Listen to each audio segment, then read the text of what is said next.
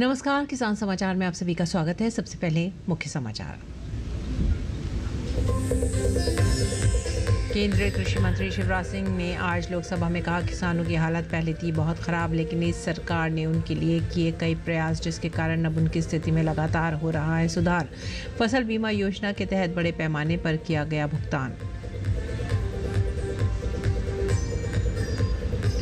केंद्रीय कृषि मंत्री शिवराज सिंह चौहान की सोमवार को बिल गेट्स और उनकी टीम से हुई मुलाकात। कई अहम मुद्दों पर हुई चर्चा। बातचीत में कृषि, ग्रामीण विकास, महिला सशक्तिकरण, खाद्य सुरक्षा और कृत्रिम बुद्धिमत्ता जैसे विषयों पर दिया गया विशेष ध्यान।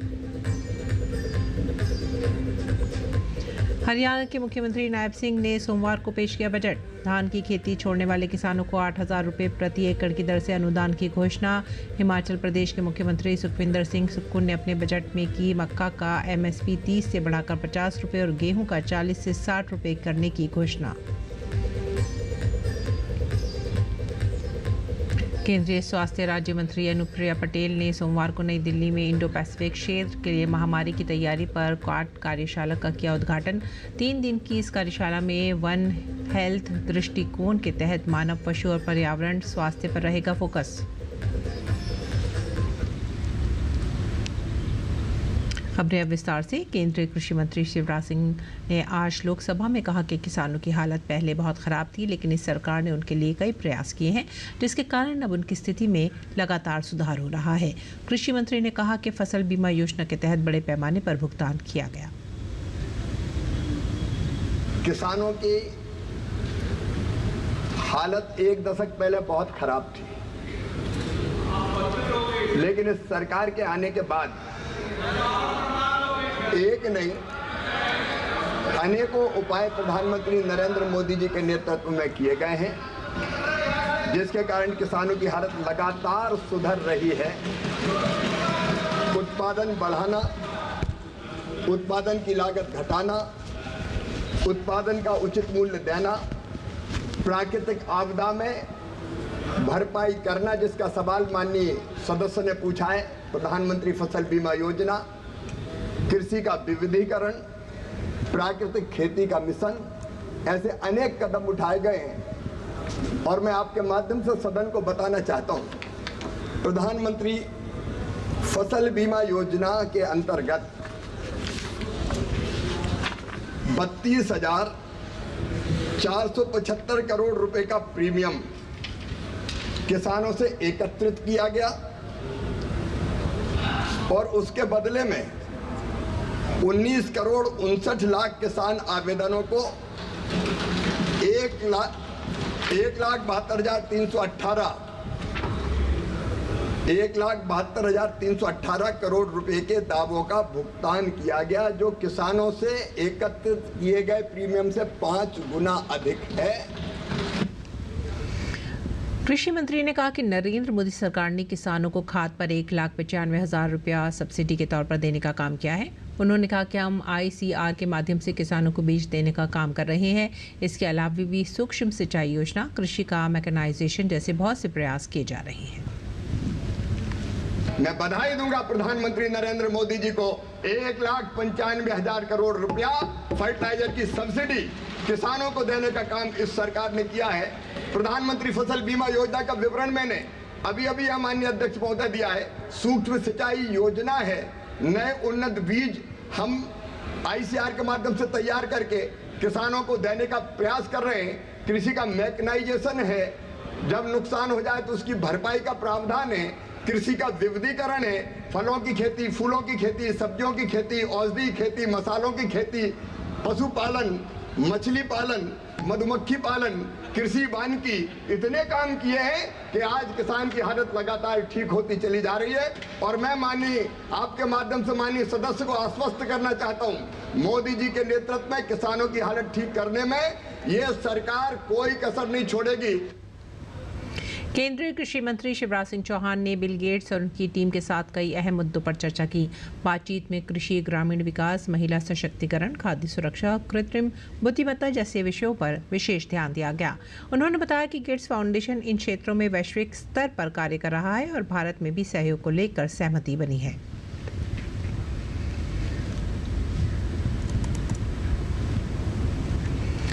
हरियाणा के मुख्यमंत्री ने सोमवार को राज्य का बजट पेश किया। नायब सिंह ने 2025-26 के लिए 2.05 लाख करोड़ रुपए के राज्य बजट का प्रस्ताव रखा, जो 2024-25 के संशोधित अनुमान से 13.70% ज्यादा है।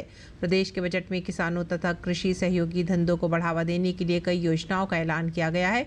हरियाणा के अंबाला, यमुनानगर व हिसार में लीची, स्ट्रॉबेरी व खजूर के लिए 3 नए उत्कृष्टता केंद्रों की स्थापना की जाएगी। प्रदेश में धान की खेती छोड़ने वाले किसानों को 8,000 रुपये प्रति एकड़ की दर से अनुदान दिया जाएगा। सोमवार को सरकार का पहला बजट पेश करते हुए वित्त मंत्री ने कहा कि महिला किसानों को डेयरी स्थापित करने के लिए 1 लाख रुपए तक ब्याज मुक्त ऋण दिया जाएगा। देसी गायें खरीदने पर किसानों को मिलने वाली अनुदान राशि को 25,000 से बढ़ाकर 30,000 किया जाएगा। प्राकृतिक खेती योजना के तहत लाभ प्राप्त करने के लिए 2 एकड़ भूमि की सीमा को घटाकर 1 एकड़ किया जाएगा। पैक्सो की तरफ से किसानों की बकाया राशि के समाधान के लिए बहुत जल्द एक मुश्त निपटान योजना शुरू की जाएगी। प्रदेश में धान की खेती छोड़ने वाले किसानों को 8,000 रुपये प्रति एकड़ की दर से अनुदान दिया जाएगा। और चौधरी चरण सिंह हरियाणा कृषि विश्वविद्यालय के कुलपति प्रोफेसर BR कंबोज ने सोमवार को राज्य सरकार द्वारा पारित किए गए बजट को किसान हितैषी बजट बताया। उन्होंने कहा कि बजट में प्रदेश के सभी जिलों में बीज परीक्षण लैब स्थापित करने की घोषणा की गई है। कुलपति ने कहा कि बजट में गन्ना उत्पादन को बढ़ावा देने के लिए गन्ने की मशीन से कटाई कराए जाने के लिए हार्वेस्टर मशीन पर सब्सिडी दिए जाने का प्राविधान किया गया है। इससे गन्ने की कटाई में होने वाले लेबर के खर्चे में कमी आएगी। मेरा पानी मेरी विरासत योजना के तहत धान की खेती छोड़ने वाले किसानों को मिल रही अनुदान राशि 7,000 रुपये प्रति एकड़ से बढ़ाकर 8,000 रुपये प्रति एकड़ मिलेगी। धान की सीधी बुआई की अनुदान राशि 4,000 रुपये प्रति एकड़ से बढ़ाकर 4,500 रुपये प्रति एकड़ की गई है। इसी प्रकार धान की पराली का प्रबंधन करने वाले किसानों का अनुदान 1,000 रुपये प्रति एकड़ से बढ़ाकर 1,200 रुपये प्रति एकड़ किया गया है। उन्होंने बताया कि निर्यात को बढ़ावा देने के लिए हिसार एयरपोर्ट में एयर कार्गो के लिए एक गोदाम बनाया जाएगा, जिससे कृषि क्षेत्र का निर्यात करने में मदद मिलेगी। बजट में किसानों की समृद्धि एवं खुशहाली के लिए की गई घोषणाओं का स्वागत करते हुए उन्होंने बताया कि बजट से प्रदेश के कृषि उत्पादन में बढ़ोतरी होने के साथ साथ किसानों की आर्थिक स्थिति भी मजबूत होगी।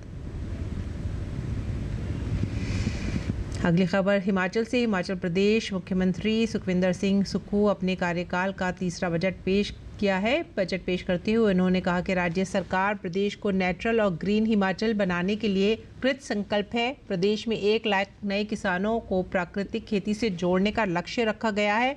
मक्का का न्यूनतम समर्थन मूल्य 30 रुपये से 50 रुपये करने की घोषणा की गई है और गेहूं का 40 से बढ़ाकर 60 रुपये करने की घोषणा की गई। मुख्यमंत्री ने हमीरपुर में स्पाइस पार्क स्थापित करने की घोषणा की ताकि प्रदेश के मसालों को बढ़ावा मिल सके। इसके अलावा कच्ची हल्दी का MSP 90 रुपये करने की घोषणा की गई है। मुख्यमंत्री ने बताया कि प्रदेश को पर्यटन की दृष्टि से भी विकसित किया जा रहा है, जिसमें कई गतिविधियां सहित प्रदेश के कांगड़ा हवाई अड्डे का विस्तार सरकार की प्राथमिकता में शामिल है और प्रदेश के अनछुए पर्यटन स्थलों को भी विकसित किया जाएगा। अगली खबर। केंद्रीय स्वास्थ्य राज्य मंत्री अनुप्रिया पटेल ने सोमवार को नई दिल्ली में इंडो पैसिफिक क्षेत्र के लिए महामारी की तैयारी पर क्वाड कार्यशाला का उद्घाटन किया। 3 दिन की इस कार्यशाला में वन हेल्थ दृष्टिकोण के कार्यान्वयन पर ध्यान केंद्रित किया गया, जो मानव, पशु और पर्यावरण स्वास्थ्य को फोकस करेगा। इस कार्यशाला का उद्देश्य स्वास्थ्य आपातकालीन ढांचों को मजबूत करना, आगे आने वाली स्वास्थ्य चुनौतियों के प्रति तैयारियों और विकसित हो रहे महामारियों के लिए समन्वित प्रतिक्रियाओं को सुनिश्चित करना। इस मौके पर अनुप्रिया पटेल ने कहा कि हाल के दिनों में उभरने और फिर से उभरने वाले स्वास्थ्य खतरों के बढ़ने से वैश्विक स्वास्थ्य सुरक्षा की रक्षा के लिए मजबूत तैयारी, बेहतर निगरानी और अच्छी तरह से समन्वित अंतर्राष्ट्रीय प्रक्रिया तंत्र की आवश्यकता है। उन्होंने कहा कि भारत की डिजिटल रोग निगरानी प्रणाली उन देशों के लिए एक मूल्यवान मॉडल प्रदान करती है जो अपने सार्वजनिक स्वास्थ्य बुनियादी ढांचे को मजबूत करना चाहते हैं। 3 दिन का ये कार्यशाला महामारी की तैयारी और स्वास्थ्य सुरक्षा के क्षेत्र में अंतर्राष्ट्रीय सहयोग को बढ़ावा देने के लिए आयोजित किया गया है। सम्मेलन में भारत की विशाल टीका उत्पादन, अमेरिका के अग्रिम अनुसंधान, जापान की तकनीकी विशेषज्ञता और ऑस्ट्रेलिया के मजबूत क्षेत्रीय जुड़ाव का लाभ उठाकर क्वाड ने इंडो पैसिफिक और उसके आगे स्वास्थ्य सुरक्षा के लिए एक शक्ति के रूप में उभरा है। राजस्थान में बीते कुछ दिनों से देश के कई राज्यों में बेमौसम आंधी, बारिश एवं ओलावृष्टि से किसानों की फसलों को काफ़ी नुकसान हुआ है। ऐसे में किसानों को हुए इस नुकसान की भरपाई समय पर की जा सके, इसके लिए कृषि एवं राजस्व अधिकारियों द्वारा प्रभावित किसानों के खेतों पर जाकर निरीक्षण किया जा रहा है। इसी कड़ी में जयपुर जिले में हुए फसलों को नुकसान का जायजा लेने राजस्व अधिकारियों ने किसानों के खेतों का दौरा किया। जिला कलेक्टर डॉक्टर जितेंद्र कुमार सोनी ने आंधी के रामपुरा, सोन, कोटदड़ा, डागरवाड़ा सहित अन्य तहसीलों के प्रभावित इलाकों का दौरा किया एवं खेतों में जाकर ओलावृष्टि, बारिश एवं अंधड़ से हुए नुकसान का भी जायजा लिया। इसी दौरान उन्होंने प्रभावित किसानों से संवाद भी किया। जिला कलेक्टर ने जिले के सभी राजस्व अधिकारियों को फसल बीमा कंपनियों के प्रतिनिधियों से समन्वय स्थापित कर प्रभावित किसानों को जल्द से जल्द नियम अनुसार मदद पहुंचाने के निर्देश भी दिए। आगे बढ़ेंगे अगले खबर की तरफ। प्रधानमंत्री आवास योजना शहरी के तहत शहरों में झुग्गी झोपड़ियों में रहने वाले लोगों को 90,60,000 घर दिए गए हैं।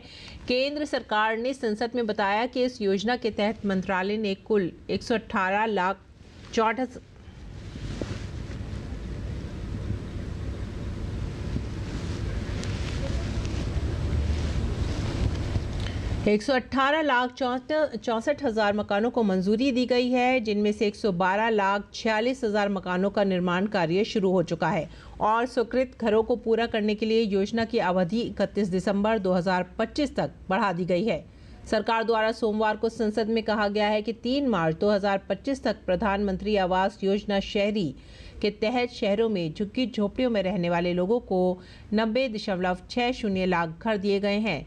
आवासन और शहरी कार्य मंत्रालय में राज्य मंत्री तोखन साहू ने राज्यसभा में एक प्रश्न के उत्तर में बताया कि PMAYU के तहत मंत्रालय द्वारा कुल 118.64 लाख मकानों को मंजूरी दी गई है, जिनमें से 112.46 लाख मकानों का निर्माण शुरू हो चुका है और 3 मार्च 2025 तक 90.60 लाख मकान पूरे हो चुके हैं या लाभार्थियों को वितरित किए जा चुके हैं।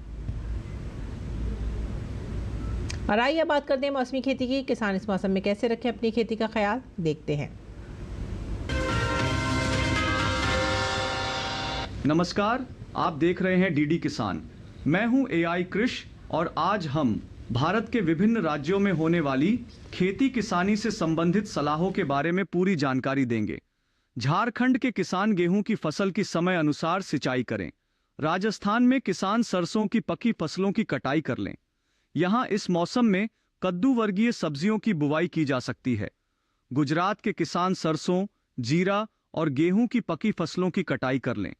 यहाँ इस समय तिल, मूंग और उड़द की बुवाई की जा सकती है। वहीं महाराष्ट्र के किसान मूंगफली, गन्ना, तिल और सब्जियों के बागों की समय अनुसार सिंचाई करें। मध्य महाराष्ट्र में किसान गेहूं और ज्वार की पकी फसलों की कटाई जारी रखें।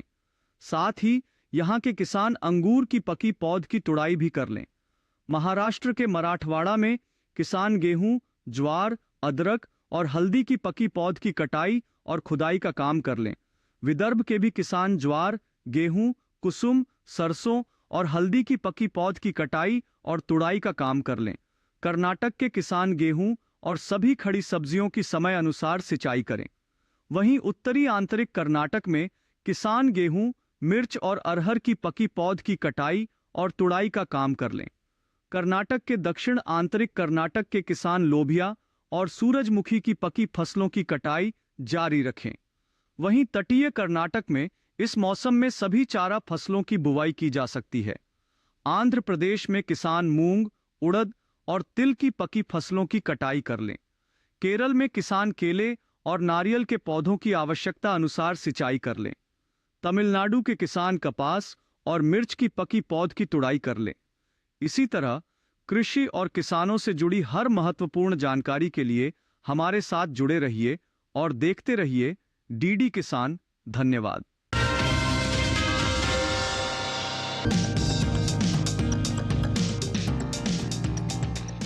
ये समय करेले की बुआई के लिए काफी बेहतर है। करेले की बुआई के लिए 1 हेक्टेयर के लिए 5 से 6 किलो बीज पर्याप्त है। बुआई करते समय ध्यान रखें कि पंक्ति से पंक्ति की दूरी 120 सेंटीमीटर और पौध से पौध की दूरी 60 सेंटीमीटर रखें। किसान करेले की कई किस्मों की बुआई कर सकते हैं, जैसे पूसा विशेष करेले की इस किस्म की बुआई उत्तरी भारत के मैदानी क्षेत्रों, खासकर हरियाणा और दिल्ली में की जा सकती है। इस किस्म की 1 हेक्टेयर में 150 क्विंटल तक पैदावार ले सकते हैं। इसका फल मोटा, मध्यम लंबाई वाला और चमकदार व हरा होता है। इसके अलावा पूसा औषधि सिलेक्शन 1 किस्म भी लगाई जा सकती है। ये किस्म राजस्थान, गुजरात, हरियाणा और दिल्ली में लगाने के लिए उपयुक्त है। 1 हेक्टेयर में 198 क्विंटल पैदावार ली जा सकती है। इसका फल हल्के हरे रंग का और मध्यम लंबाई वाला होता है। किसान करेले की पूसा हाइब्रिड 1 की बुआई भी कर सकते हैं। उत्तरी भारत के मैदानी इलाकों में इसकी बुआई की जा सकती है। 1 हेक्टेयर में 200 क्विंटल तक की पैदावार ली जा सकती है। इसका फल मध्यम लंबाई और मध्यम मोटाई वाला होता है। इनके अलावा किसान पूसा हाइब्रिड 2 की भी बुआई कर सकते हैं। 1 हेक्टेयर में 180 क्विंटल तक फसल ली जा सकती है। इसका फल गहरा हरा, मध्यम लंबाई और मध्यम मोटाई वाला होता है। अगर सिंचाई की बात करें तो करेले की फसल में गर्मी के मौसम में 5 से 6 दिनों के अंतराल पर सिंचाई करें। फसल में खरपतवार नियंत्रण के लिए समय समय पर निराई गुड़ाई करें। करेले की फसल में फल मक्खी के हमले की आशंका बनी रहती है। ऐसे में उचित दवा का छिड़काव विशेषज्ञों की सलाह से कीट प्रभावित जगह पर ही करें।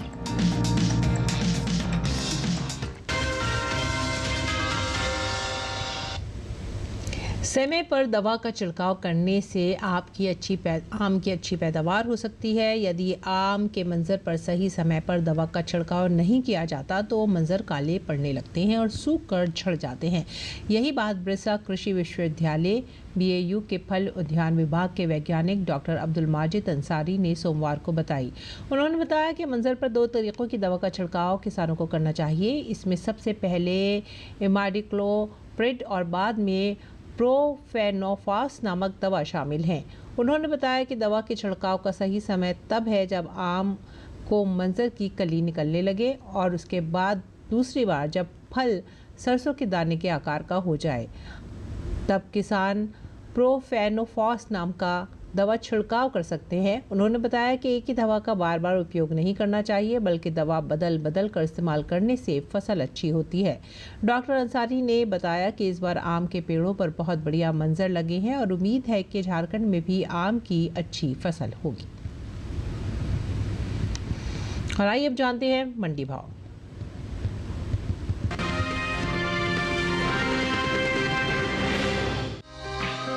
इन दिनों मंडियों में धान की आवक सामान्य है।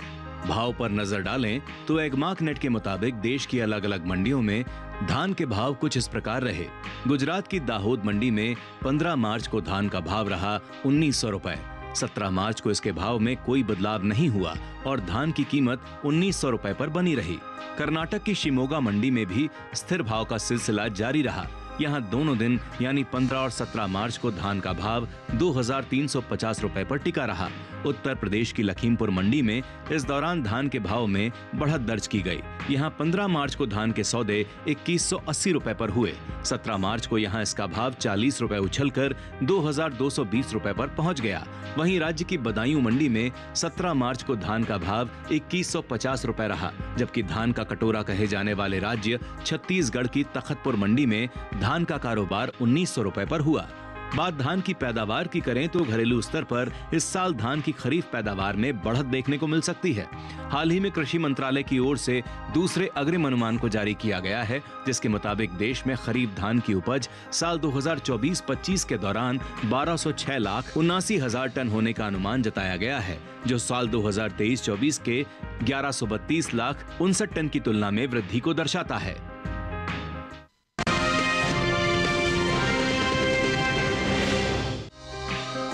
मूंग की आवक इन दिनों मंडियों में सामान्य है। भाव की बात करें तो एगमार्क नेट के मुताबिक गुजरात की राजकोट मंडी में 15 मार्च को मूंग का भाव था 8,250 रुपए। 17 मार्च को इसके सौदों में 500 रुपए की भारी गिरावट दर्ज की गई। जिसके बाद मूंग की कीमत 7,750 रुपए पर आ गई। कर्नाटक की शिमोगा मंडी में इस दौरान मूंग के सौदे स्थिर भाव पर हुए। यहाँ दोनों दिन यानी 15 और 17 मार्च को मूंग का भाव 10,000 रुपए पर बना रहा। वहीं केरल की पालक्कड़ मंडी में भी स्थिर भाव का सिलसिला जारी रहा। यहाँ 15 मार्च को मूंग का भाव रहा 11,100 रुपए, जो कि 17 मार्च को भी बिना किसी फेरबदल के 11,100 रुपए पर टिका रहा। वहीं राजस्थान की जोधपुर मंडी में 17 मार्च को मूंग का कारोबार 7,150 रुपए प्रति क्विंटल पर हुआ। घरेलू स्तर पर इस साल मूंग की खरीफ पैदावार में बढ़त का अनुमान जताया गया है, जिसका असर मूंग के बाजार भाव पर पड़ सकता है। कृषि मंत्रालय के हाल ही में जारी पहले अग्रिम अनुमान के मुताबिक देश में साल 2024-25 के दौरान मूंग की खरीफ पैदावार 13,83,000 टन होने की उम्मीद है, जो बीते साल की समान अवधि के दौरान 11,54,000 टन रही थी। यानी इस साल खरीफ मूंग की उपज में तकरीबन 2,29,000 टन का इजाफा हो सकता है। बता दें कि कुछ समय पहले ही केंद्र सरकार ने विपणन सत्र 2024-25 के लिए 14 खरीफ फसलों के न्यूनतम समर्थन मूल्य में बढ़ोतरी की है। सरकार के इस फैसले से किसानों को उनकी फसलों का उचित दाम मिलेगा, साथ ही आय में भी वृद्धि होगी। इन 14 खरीफ फसलों में मूंग भी शामिल है।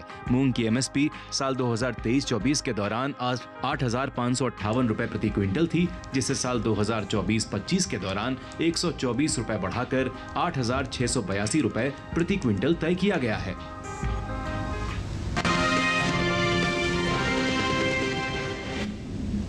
खेती किसानी के साथ साथ आइए अब नजर डालते हैं कुछ और खास खबरों पर।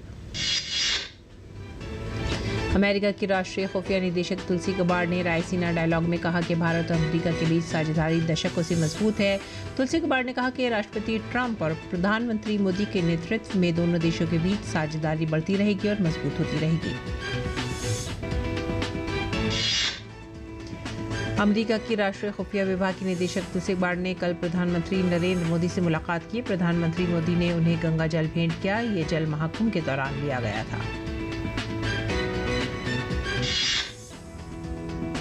विदेश मंत्री डॉक्टर एस जयशंकर ने रायसीना डायलॉग में अपने संबोधन में कहा कि अगर अंतर्राष्ट्रीय व्यवस्था नहीं होगी तो सिर्फ बड़े देशों को ही फायदा नहीं होगा और कोई भी देश जो चरमपंथी रुख अपनाता है और जोखिम उठाता है वह अव्यवस्था का फायदा अपने फायदे के लिए उठाएंगे।